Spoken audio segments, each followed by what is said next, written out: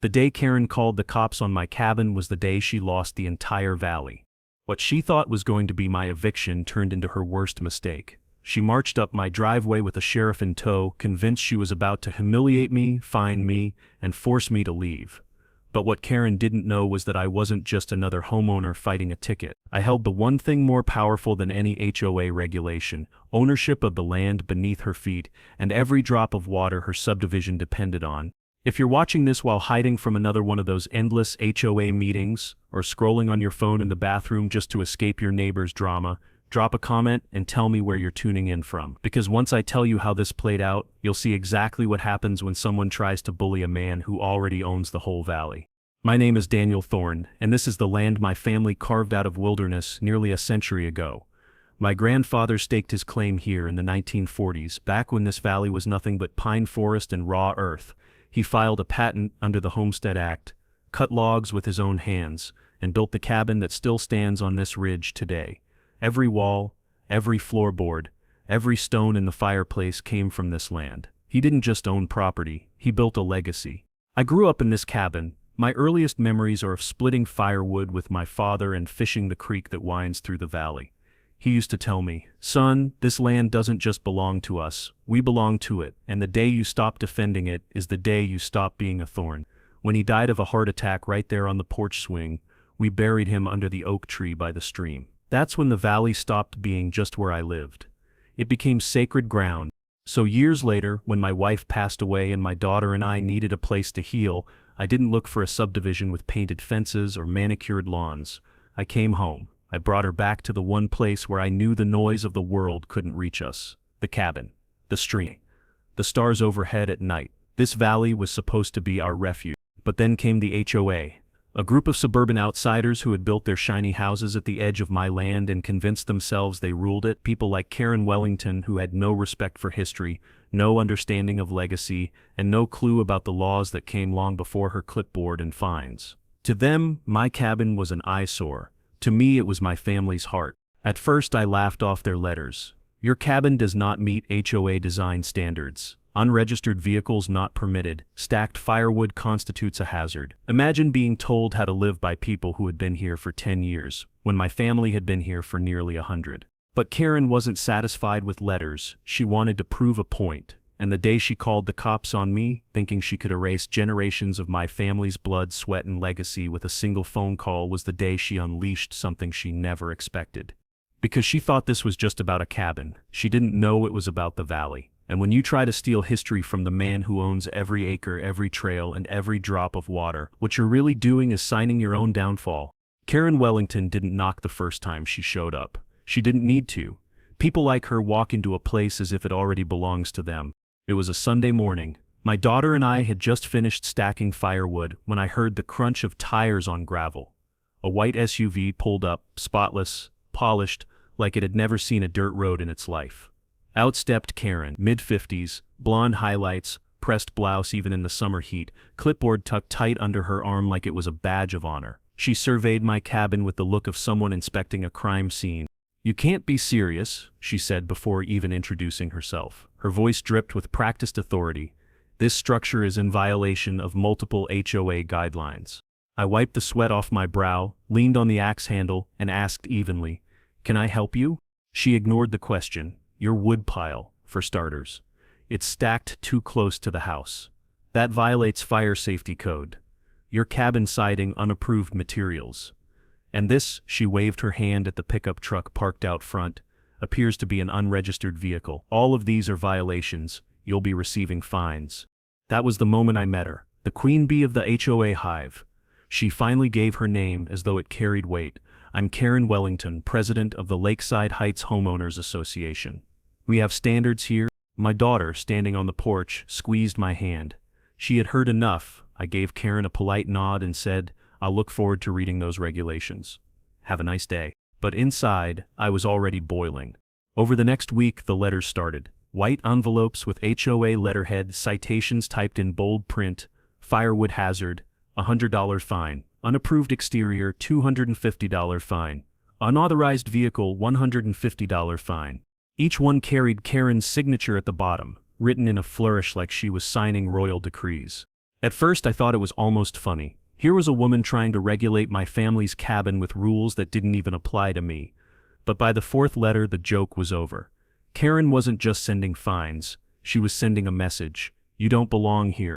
And that was when I realized Karen wasn't acting alone. I started noticing the same SUV parked across from my cabin. Sometimes during the day, sometimes at night, I'd step outside and it would drive off slow, pretending not to notice me. One afternoon, while fixing the porch railing, I caught a man crouched at the edge of the property line, snapping photos of my wood pile with a telephoto lens. When I confronted him, he stammered something about community inspection and hurried back to his car. Karen had a whole committee of enforcers, neighbors who were too afraid to cross her, so they followed orders like loyal soldiers. They prowled the valley edges, snapping pictures, filing complaints, feeding Karen's need for control. The irony, every one of them lived in houses less than 15 years old, sitting on land that wasn't truly theirs to begin with. Their property deeds traced back to the very valley patent my grandfather had filed. They didn't even realize it, or maybe Karen did. And she was hoping I did. One evening, I sat at the kitchen table flipping through their violation letters. Each one referenced the HOA bylaws, but never once did they cite the original valley deed. And that was my first knowledge nugget. HOA bylaws only apply within the boundaries of their subdivision, on property deeded into the association. If a parcel predates the HOA or was never annexed into it, their rules mean nothing. They can fine paper all day long, but legally, it's no different than me fining them for breathing my air. Karen was either ignorant of that fact, or deliberately ignoring it. The following Saturday, she came back. This time, she brought company, 2 board members both with clipboards. They strutted around the cabin, taking notes like auditors on a mission. My daughter stood inside watching from the window, her eyes wide. Karen made sure her voice carried. If he thinks he can hide up here, he's mistaken. We'll escalate this. I walked out onto the porch and let the screen door slam behind me. Karen, I said evenly, you're trespassing. She smirked. No, Mr. Thorne, you're the one trespassing on HOA property. I didn't reply. Not yet. I just looked at her, then at our board members scribbling away and thought of my father's words. The valley doesn't belong to those who claim it. It belongs to those who fight for it. Karen thought she was building a case against me. What she didn't realize was that every smug word, every letter, every so-called violation was building my case against her. And when the time came to show my hand, she wouldn't just lose a battle, she'd lose the valley. If land is blood, then water is breath. And in this valley, breath has always meant survival. My grandfather knew it the day he claimed the valley. He didn't just build a cabin, he filed for water rights. Back then it wasn't about sprinklers and manicured lawns. It was about cattle, crops, and drinking from the streams that cut through granite and pine. Those rights were recorded in county ledgers in ink, so faded you have to squint to read it, but they're there. Water flowing from these ridges into the valley is legally mine to control, not the HOA's. For decades, that never mattered. The cabin was self-sufficient, the stream was steady, the valley had enough for everyone. But then came the HOA subdivisions, shiny houses with thirsty lawns, fountains installed for curb appeal, sprinkler systems that ticked on like clockwork, sucking gallons from pipes that traced back unknowingly to the very creeks my grandfather registered. Karen didn't just try to police my cabin. Without realizing it, her HOA was drinking from my inheritance. I first suspected it when I noticed the flow of the creek dropping lower than usual. One July afternoon, my daughter and I had gone down to fish, only to find the shallows nearly dry. Curious, I hiked upstream and traced the line of PVC piping that disappeared into the subdivision. Brand new pumps, freshly installed, pulling water into underground tanks. That night I sat at the kitchen table with old leather-bound ledgers my father had kept. He was meticulous about records, dates, rainfall, water measurements, even neighbor disputes. And there it was, the proof. Our family's water rights were tied to land patents filed in 1946, granting full use and control of every stream within the valley boundary. No HOA amendment, no subdivision covenant, nothing Karen signed could override that. The next morning I brought the documents to Merrick Henderson, the retired attorney who had quietly lived 3 doors down from Karen for years. I'd seen him walking his dog often, a man with sharp eyes and a cautious smile. When I mentioned water rights, his whole demeanor changed. "Let me guess," Merrick said, flipping through the papers with practiced hands. "Karen's been citing you for violations again?" I nodded. He chuckled darkly. "She's been terrorizing this community for nearly a decade. But water? Oh, son, she stepped into the wrong fight. Merrick pointed to the old survey maps. These rights predate the HOA charter by 60 years. If what you're telling me is true, that the subdivision pumps are pulling directly from your creeks, then Karen's not just bluffing, she's trespassing. And if we push this, she won't just lose authority, she'll lose credibility entirely. That night I sat with my daughter on the porch swing, holding those yellowed deeds in my lap. She leaned her head on my shoulder and asked quietly, "Dad, why does she hate us so much?" I didn't know how to explain envy, power, or greed to a 14-year-old. So I told her the truth. Some people think rules make them stronger than everyone else. But rules mean nothing if they're built on lies. She was silent for a while, then whispered, "Mom would have wanted us to fight back." Her words settled deeper than any law book ever could. Within a week, I had Merrick draft a notice of water rights violation, citing the subdivision's unauthorized diversion of stream flow. We didn't file it yet, we kept it as leverage. Meanwhile, I started documenting everything: photos of pumps, water meters, dry creek beds. Every detail was a weapon waiting to be unleashed. Karen, of course, doubled down. The fines increased. A notice on my door read, "Unauthorized water usage, $500. The irony nearly made me laugh out loud. She was fining me for using water she had stolen. But that's how bullies operate. They bluff loud enough, long enough, hoping no one calls them on it. Knowledge nugget: in property law, water rights are often separate from surface rights. You can own the house, but not the water underneath. In Western states, first in time, first in right means the earliest recorded user has priority forever. My grandfather's claim wasn't just old, it was ironclad. Karen's HOA documents might as well have been written on tissue paper compared to it. The pressure mounted. Karen began parading around the neighborhood, telling anyone who would listen that I was illegally diverting water and endangering property values. She held an HOA meeting in the community hall, projecting photos of my cabin and my wood pile like she was putting me on trial. Her allies nodded, whispered, scribbled notes. What she didn't realize was that Merrick had slipped me a copy of the HOA's own water maintenance records. They proved that for years the board had neglected proper permits for those pumps, bypassing state reporting requirements. They were operating on nothing more than arrogance. One night, as I was cataloging the records, I stopped and stared at the creek outside. The moonlight caught the water just right, silver against the rocks. My father's words came back to me: "This valley doesn't belong to anyone who signs papers. It belongs to the one who protects the water." That was the moment I knew.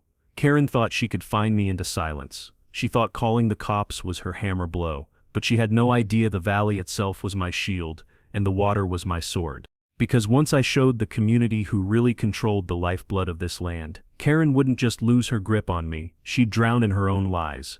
The deeper I dug, the more I realized the HOA had built its castle on sand, and I was holding the stone that could bring it all down.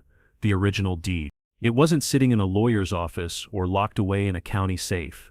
It was right where my father had always kept it, inside a cedar box, tucked in the bottom drawer of his old desk in the cabin. The box smelled faintly of oil and pine when I opened it, the wood worn smooth from decades of use. Inside lay folded papers, yellowed with time, ink fading but still legible. There it was, Valley Deed, patent 1946, William Thorne.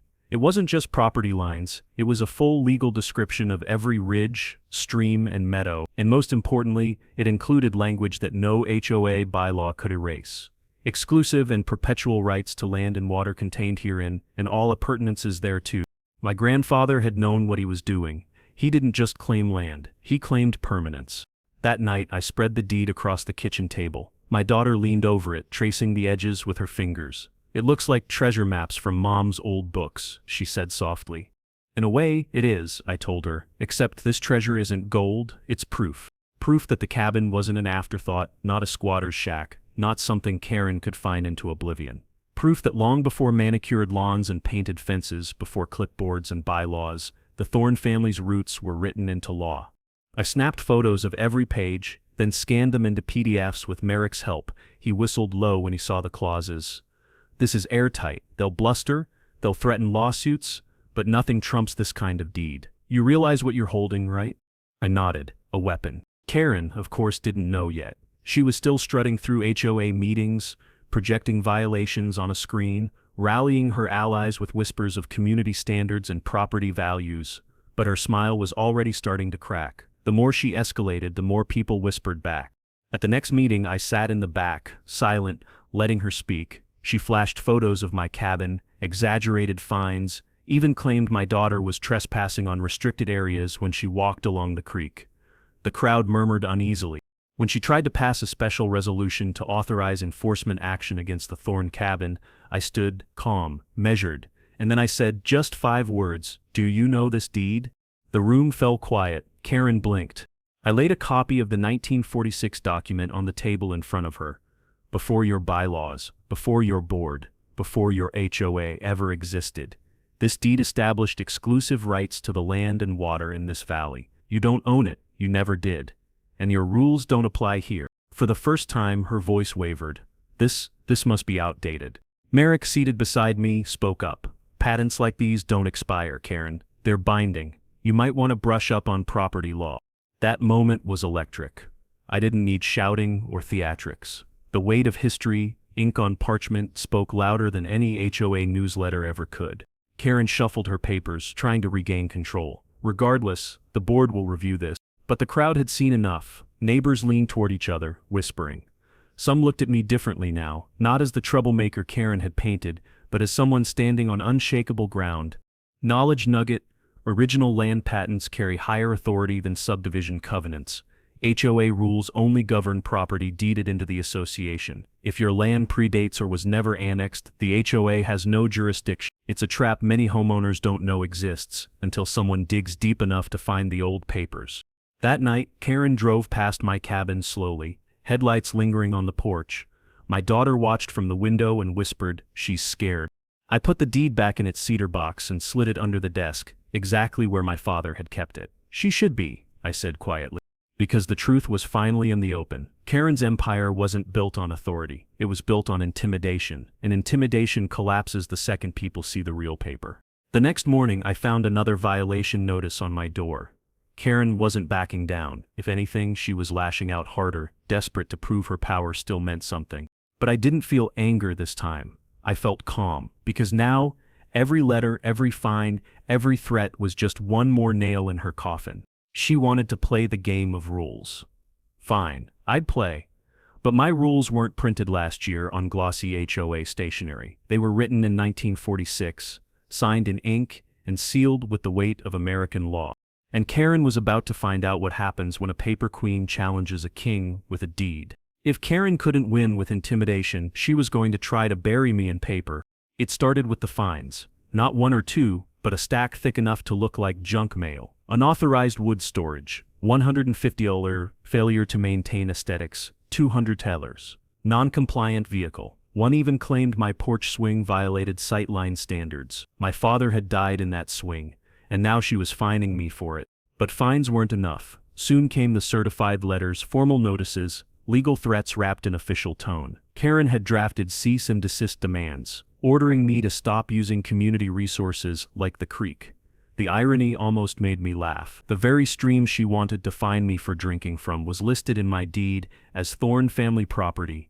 Then came the escalation, a lawsuit. The papers arrived in a heavy envelope stamped Lakeside Heights HOA v. Daniel Thorn. Karen's board had voted to sue me for breach of covenant and illegal occupancy of HOA-controlled property. The complaint dripped with legal jargon, but Merrick summarized it simply. "She's trying to evict you from your own land." I sat at the kitchen table, the old deed open beside me. My daughter watched quietly as Merrick flipped through the HOA's filing. He chuckled darkly. "They've got nothing. Half of this is copy-paste boilerplate. They're bluffing, Daniel. But make no mistake, this is Karen's biggest move yet. She's gambling the entire HOA's credibility on breaking you. And she made sure the neighbors knew it. Flyers appeared in mailboxes, protect our community from illegal squatters. Karen's allies whispered in driveways that I was a dangerous outsider threatening property values. Parents told their kids not to play near my cabin, as if legacy could be contagious. The pressure wasn't just legal, it was personal. My daughter came home from school with tears in her eyes. Classmates repeating Karen's lies, calling us trespassers. That was the breaking point for me. "This isn't just about us anymore," I told Merrick and Samuel that night over coffee. "Karen's using paper to strangle everyone who stands in her way. It has to end." So we launched our own counteroffensive. Step 1 was the deed itself. Merrick filed it with the county recorder's office, attaching sworn affidavits and certified survey maps. Now it wasn't just a paper in my cedar box, it was an official public record, stamped and sealed for any judge to see. Step 2 was the water rights claim. Using my grandfather's filings and the creek flow data we'd gathered, Samuel helped me prepare a petition with the state water board. If granted, it would formally strip the subdivision of any unpermitted diversions and place control of water allocation under my name. In step 3, the boldest move of all was filing a counterclaim against the HOA. Not only for harassment, but for fraudulent enforcement of authority. Merrick grinned when he filed it. We're not just defending Daniel, we're attacking. And if this goes to court, Karen won't just lose the case. She'll lose her throne. Knowledge nugget. HOAs thrive on assumption. Most homeowners never challenge citations, so fines get paid without question. But legally, HOA power is limited to what's written in their covenants and bylaws. Anything beyond that, like targeting land outside their jurisdiction, is void. Courts have ruled repeatedly that deeds and state-granted rights outweigh HOA rules. Karen didn't like being challenged. The night after Merrick filed our counterclaim, I found tire tracks across my driveway. Someone had dumped garbage bags near the creek, an attempt to make it look polluted. My security cameras caught 2 of her allies sneaking off, but when I showed the footage at the next HOA meeting, Karen brushed it off as community volunteers cleaning debris. The crowd didn't buy it. Whispers spread. Her allies looked less certain, and for the first time, Karen's smirk faltered. The court hearing was set for 30 days out. In the meantime, Karen ramped up the pressure. Daily letters code inspectors sent to my property, even an anonymous complaint to child services about my daughter's unsafe living conditions. That one cut deepest. Nothing came of it. The investigator saw through it immediately, but the cruelty left a scar. You don't stop bullies by bowing, Merrick told me when I considered pulling back. You stop them by standing taller. So I stood taller. Every letter I kept, every inspection I logged, every whisper campaign I documented. Each one was another nail in her paper empire's coffin. The day of the preliminary hearing, the courtroom was packed. Karen swept in, wearing a tailored suit, board members trailing behind like courtiers. She handed out glossy binders of evidence, photographs of my cabin, copies of fines, letters bristling with HOA seals. When it was my turn, Merrick rose calmly, handed the judge a single folder and said, "Your Honor, this is the original land patent for the Thorn Valley, predating the HOA by 60 years. The plaintiff's entire claim rests on applying rules to property they do not own." The judge scanned the document, eyebrows lifting. Karen's binder suddenly looked like kindergarten art compared to the authority of that single deed. I watched her face as the judge turned back to the bench. For the first time, Karen's confidence cracked. She wasn't holding power anymore. She was holding paper, and not the kind that mattered. The war wasn't over, but the battlefield had shifted, and Karen had no idea how quickly the ground was about to give way beneath her. Courtrooms have a smell, paper polish and nervous sweat. That morning, as I walked through the double doors with Merrick by my side, I could feel every eye on me. Karen was already there, sitting at the plaintiff's table with her board lined up like soldiers, all dressed in business casual armor. She smiled, thin and sharp, as if victory were already in her grasp. The judge entered, a no-nonsense woman in her 60s with steel-gray hair and a voice that carried authority without effort. "This is Lakeside Heights HOA versus Daniel Thorne. We will hear preliminary arguments today." Karen's attorney launched first, his voice polished but dripping with arrogance. "Your Honor, this case is simple. Mr. Thorne is in repeated violation of community covenants, posing ongoing risk to property values and safety. The HOA seeks immediate injunction to restrict his unauthorized use of land and water." He flipped through glossy binders, photos of my cabin projected on the courtroom screen. "As you can see, his structures are non-compliant, his firewood is dangerous, and his activities have disrupted the community's peace." I sat silently, hands folded, watching Karen beam at the audience behind her. She thought she had me cornered. When it was Merrick's turn, he stood slowly, slid a single folder across to the clerk, and said in his calm baritone, "Your Honor, everything the plaintiff has presented hinges on the assumption that Mr. Thorne's property falls under HOA jurisdiction. This," he held up the deed like a torch, "proves otherwise." The judge adjusted her glasses, scanning the 1946 patent. "This predates the subdivision by decades." Merrick nodded. "Yes, Your Honor. Thorn Valley was homesteaded, deeded, and granted perpetual land and water rights long before Lakeside Heights HOA existed. Their covenants apply only to parcels deeded into their association. Mr. Thorne's land was never annexed. Every citation, every fine, every attempt to regulate him is not only void, it's harassment. A murmur swept the courtroom. Karen leaned forward, unable to hold her tongue. That can't be right. Everyone in the valley must follow our standards. It's how we protect value. The judge fixed her with a sharp stare. Ma'am, you will speak only through your attorney. Karen sank back, red blotches rising on her cheeks. Merrick continued, sliding another exhibit across. Furthermore, Your Honor, the HOA has been diverting water from Thorn Valley streams without proper permits, in violation of state law. We have photographs, flow records, and even the HOA's own maintenance logs showing years of unreported pump installations. This time the judge's eyebrows shot up. Is this accurate? She asked, turning to the HOA's attorney. The man stammered, Your Honor, I'd need to review those claims. Karen broke in again, voice shrill. We're protecting community health. Those streams don't belong to him. The judge slammed her gavel once. Order, another outburst, Miss Wellington, and you'll be held in contempt. The silence that followed was heavy as stone. Knowledge nugget. In most states, HOAs cannot enforce rules beyond their legal boundaries. Their power is contractual, not sovereign. Jurisdiction is limited to lots deeded into the association, and when an HOA overreaches, especially into property with older patents or water rights, they not only lose standing, they risk countersuits for fraud and harassment.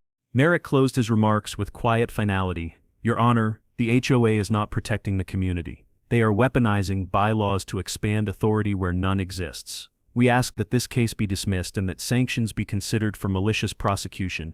The judge turned to Karen's side. Do you have anything further? Karen's attorney shuffled papers, clearly rattled. We request time to review these alleged patents and water claims. Karen, unable to help herself, hissed loud enough for the gallery to hear. This is all lies. He forged it. He's nothing but a squatter. That did it. The judge slammed her gavel so hard the sound echoed off the paneled walls. Enough, Miss Wellington. Approach. Karen stood trembling, trying to mask it with bravado. The judge's voice was low, measured, but carried to every corner of the room. I have reviewed the deed. I have reviewed the filings. Your association had no jurisdiction to file this suit. Effective immediately, this case is dismissed. Furthermore, given the evidence of overreach, I am considering sanctions against the HOA for misuse of legal process. The color drained from Karen's face. As we left the courtroom, neighbors whispered behind their hands. For years, Karen had ruled through fear, paper, and intimidation. In a single morning, a judge had cut through all of it with one ruling. My daughter squeezed my hand as we walked down the courthouse steps. Dad, she whispered, does this mean it's over? I looked out at the horizon. No, I said softly. This was just the first round. Karen doesn't know how to quit, but now everyone knows she can bleed. And that shift, the crack in her armor, was worth more than any verdict, because the real battle for the valley was only beginning. Karen thought the courtroom defeat would scare me into hiding. Instead, it did the opposite. It lit a fire, not just under me, but under the neighbors who had been whispering for years. It started small, a knock on my cabin door late one evening. James Morris, a retired teacher, clutching a folder of HOA notices so thick it looked like a phone book. She cited me for holiday lights, he muttered, shaking his head. Same lights I've put up for 15 years, said they were too bright. I paid the fine just to make her go away. Behind him came Maria Gonzalez, a nurse and foster mom, carrying photos of her 3 kids playing in the community pool. Karen had banned them for being too loud. She told me maybe our kind should look elsewhere. Maria whispered. Her voice broke, not from anger but exhaustion. One by one, they came. Diana Winters, the young widow whose backyard Karen's inspection committee had invaded. Sapphira, the florist, who admitted Karen had threatened her lease renewal when she questioned lake rules. They all carried paper violation slips, letters, photos, different stories, but the same thread. Power enforced not for community good, but for personal gain. We began to meet in secret, first at Merrick's kitchen, law books piled high on the table, then at Samuel's study, his spreadsheets projected on the wall, rows of data showing fines stacked disproportionately on newcomers, minorities, widows, anyone too weak to fight back. Samuel explained it best. This isn't governance. It's racketeering. She bleeds people until they sell, then her companies buy cheap. It's a pattern, Daniel, and patterns are evidence. I looked around the room, faces weary but hopeful. If we share this, if we stand together, she can't isolate us anymore, but it means stepping into the light. She'll come harder. Maria nodded firmly. She's been hurting my kids for years. I'm ready. The more stories we collected, the clearer the picture became. Karen wasn't just a tyrant. She was strategic. She targeted the ones she thought couldn't fight back, and she got away with it because everyone believed she held absolute authority. But here's the truth most homeowners don't realize. HOA power isn't absolute, it's contractual.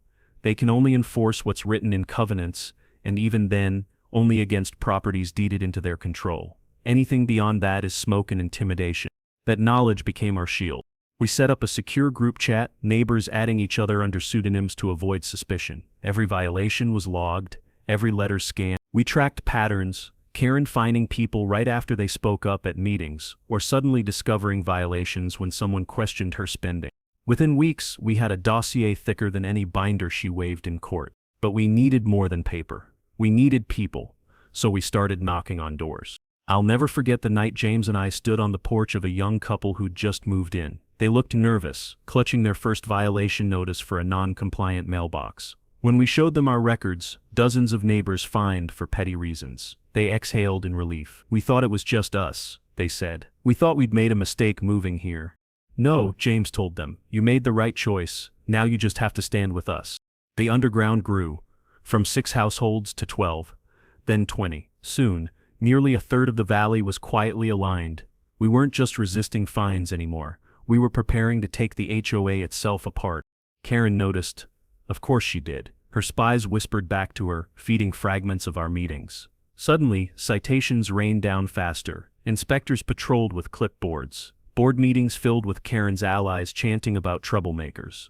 But the pressure had the opposite effect. Every absurd fine, every bullying tactic drove more people into our corner.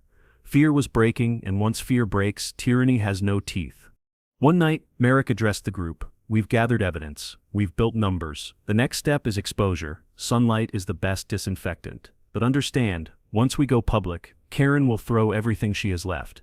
The room was silent, faces flickering in lamplight, each neighbor weighing risk against freedom. Then Maria spoke first. If we don't do it now, my kids will grow up thinking bullies always win. I won't let that happen. One by one, heads nodded. The florist, the teacher, the widow, even the quiet couple with the mailbox citation. Every hand went up. The valley had chosen. That night, as the meeting ended, I walked outside and looked at the ridge silhouetted against the stars. My father's words echoed again. This land is yours as long as you protect it.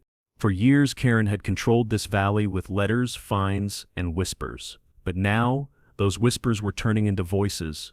Voices that would rise together, and Karen had no idea how loud they were about to get. For a bully, nothing is more dangerous than losing control. After the courtroom loss and the whispers of resistance spreading through the valley, Karen did what tyrants always do, she doubled down. The first blow landed in my mailbox. A new violation, this one for unauthorized structural modifications. Apparently replacing 2 rotted boards on my porch was now grounds for a $300. The next day, another arrived. Improper signage citing the private property marker I'd posted by the creek. By the end of the week, I had racked up over $2,000 in fines. Karen wasn't just punishing me, she was sending a message. Anyone who stood with me would be next. And she delivered on that promise. Maria Gonzalez called me in tears. Her driveway chalk drawings, made by her foster kids, were cited as graffiti. James Morris found his bird feeder suddenly in violation of wildlife disturbance ordinances. Even Sapphira's flower shop was targeted, Karen hinting that her business license renewal might mysteriously stall. One by one, Karen swung her hammer, desperate to smash the cracks in her empire shut. But fear was no longer her ally. Each outrageous citation only pushed more neighbors toward our group.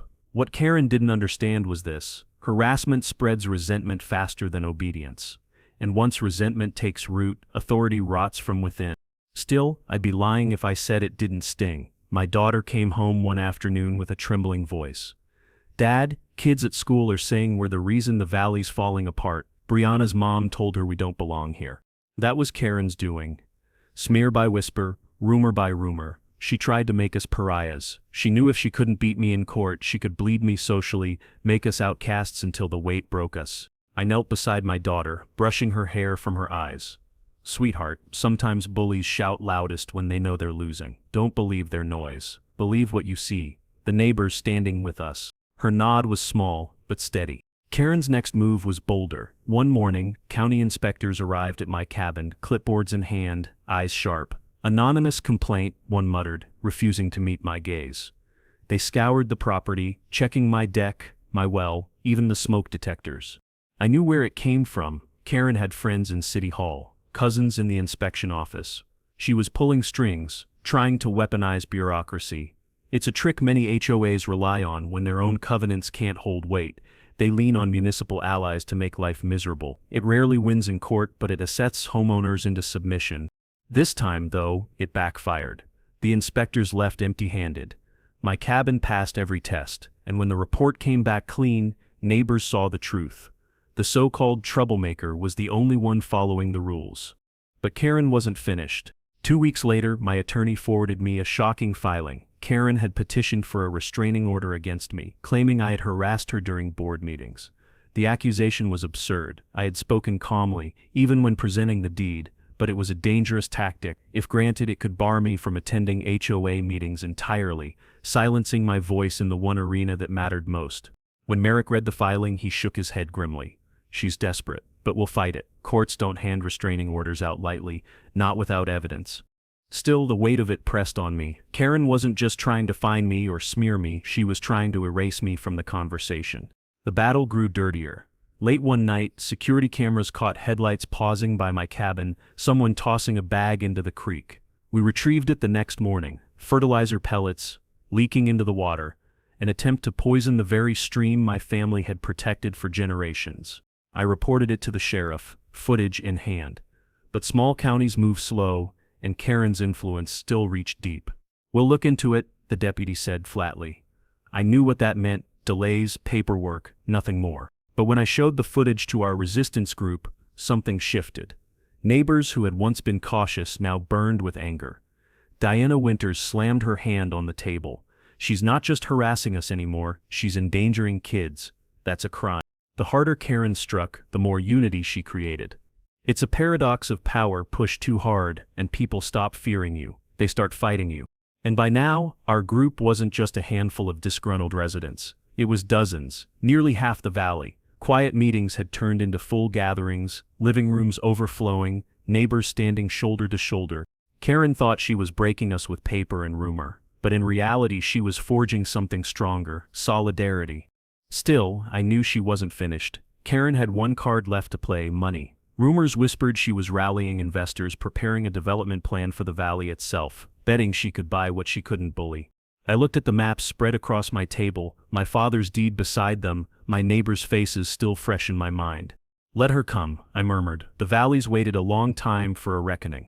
Because Karen's strikes weren't weakening us anymore. They were waking us up, and soon she would learn what happens when an entire valley rises. The night of the town meeting felt like the turning of a tide. For years, Karen had ruled through whispers and paperwork, but that evening she would have to face something far more dangerous than citations: her own neighbors. The community hall was packed. Folding chairs scraped against the floor, voices buzzed with tension. Karen strutted in first, flanked by her board, carrying yet another glossy binder. She looked confident, but I could see the tightness in her jaw. She knew resistance was waiting. The agenda was supposed to be about community safety and infrastructure improvements. Everyone knew what it really was: a platform for Karen to smear us one more time and to push her proposal for a valley-wide development plan. She took the microphone, her voice honeyed but sharp. "Fellow residents, we've all seen the disruptions. Certain individuals are spreading lies, creating division, undermining property values. This valley deserves stability, and my leadership has provided it." She held up a chart, a carefully designed graph of rising community value. "But outside agitators want to drag us down." That was the moment Merrick stood up. Calm, steady, he held a single folder. "Your charts are pretty, Karen, but we brought something more powerful: truth." One by one, neighbors rose. James Morris stepped forward, reading aloud the violation slips Karen had sent for his holiday lights. The crowd chuckled bitterly. Maria held up photos of her kids, explaining how they were banned from the pool for being too loud. Diana recounted the backyard inspections, her voice shaking but clear. Every story was different, but together they formed a damning chorus: abuse of power, selective enforcement, intimidation. Then Samuel rolled in a projector. Rows of spreadsheets filled the screen, data he'd tracked for over a decade. Here is the pattern, he explained, his voice measured. Citations disproportionately targeting minorities, widows, new homeowners, properties forced into distress, and here he clicked, showing deed transfers. The shell companies purchasing those homes, all traced back to Wellington Holdings. Gasps filled the hall. Karen's smile faltered. I stepped up last, carrying my father's deed. The room hushed. This valley doesn't belong to one person's vanity project. It belongs to families who've lived here, worked here, healed here. My deed predates your HOA by 60 years, and every drop of this creek has been in Thorne Family Trust since before most of us were born. I held the deed high. Karen tried to erase that with paper, but history doesn't vanish because someone wants power. Karen shot to her feet. This is slander. None of this is admissible. These people are troublemakers. They don't represent the community. But this time, her words bounced off silence. Neighbors she had silenced for years were staring back at her, not afraid, not cowed, but furious. What most people don't realize is that HOAs only survive on the appearance of legitimacy. Their rules are enforceable only so long as the community consents. Once that consent shatters, once people refuse to bow, the authority evaporates. And in that hall, I watched legitimacy crack in real time. The judge's dismissal had been a legal blow. Tonight was the social verdict. Sapphira, usually quiet, raised her voice. Karen, last year you spent $80,000 of our dues on a park renovation that serves only 10 homes, yours and your friends. Meanwhile, requests for playground repairs were denied. Another resident shouted, "You threatened my lease renewal when I asked about dues." Voices piled on. The room no longer belonged to Karen. It belonged to the valley. Her final attempt was desperate. She slammed her binder on the table. None of this matters. The HOA board is still in charge, and as president I call for a vote of no confidence in these agitators. But before she could finish, Samuel cut her off. Actually, Karen, according to the bylaws you love to quote, any board member can call for a vote of no confidence against the president. The words hung in the air like a lightning strike. And then it happened. Hands shot up across the room. Not timid, not uncertain, angry, defiant. One after another, residents voted. Voices rising. No confidence. No confidence. The chant rolled like thunder. Karen's face drained white as the tide she'd held back for years finally broke. By the end of the night, the verdict was clear. Karen Wellington, queen of citations, master of fines, wielder of binders, had lost the one thing she needed most, the trust of the valley. Neighbors streamed out, buzzing, voices alive with relief. For the first time in years, they felt free. Merrick leaned toward me as the hall emptied. It's over. I shook my head. Not yet. Bullies don't quit when they're beaten. They quit when they're exposed. And Karen still had secrets. We just hadn't dragged them all into the sunlight yet. The morning after the vote of no confidence, the valley felt different. The air itself seemed lighter, as though decades of tension had finally snapped. For the first time in years, people waved from their porches. Children rode bikes down the dusty road without parents glancing nervously over their shoulders for HOA enforcers with clipboards. But tearing down tyranny is only half the battle. Rebuilding what it broke, that's the real work. The first step was the creek. For generations, my father and grandfather had taught me that water is the valley's lifeline, and the truth was it had been neglected. Fertilizer runoff, algae choking bends where fish once spawned, banks eroded from years of poor management. Karen and her board had used environmental concern as a weapon, but they had never cared about the land itself. So we turned symbolism into action. With neighbors at my side, we organized the first Valley Restoration Day. Dozens showed up with shovels, gloves, and garbage bags. Kids waded in the shallows, pulling out cans and bottles. Retired farmers taught them how to reinforce banks with willow stakes. Maria's foster kids painted bright wooden signs, "Our creek, our home." By sundown, the water ran clearer, and laughter carried through the trees instead of Karen's shrill voice. Then came the bridge. The old wooden span had been declared unsafe years earlier by Karen's committee, cordoned off with yellow tape that never came down. But my father built that bridge with his own hands, plank by plank, and I wasn't going to let it rot under the excuse of safety violations. James Morris, the retired teacher, brought his carpentry tools. Samuel contacted a local contractor who agreed to donate supplies at cost. Within a week, the bridge stood stronger than ever, rebuilt not with HOA funds, but with neighbors pooling time and sweat. At the grand reopening, my daughter painted a sign across its entrance, "Our bridge, our truth." watching her step across, smiling with pride. I felt a lump in my throat. Karen had tried to weaponize rules to tear us down, but here was proof we could build without her. Of course, rebuilding trust meant more than fixing wood and water. It meant changing how we governed ourselves. So Merrick and Samuel drafted a new charter, simple, transparent, accountable. No endless amendments hidden in fine print, no lifetime presidencies. Leaders would serve short terms, decisions would require open votes, and every financial transaction would be published monthly for all to see. We called it the Valley Trust Association, not an HOA, but a community pact. Membership was voluntary, not forced. Its only rule, fairness.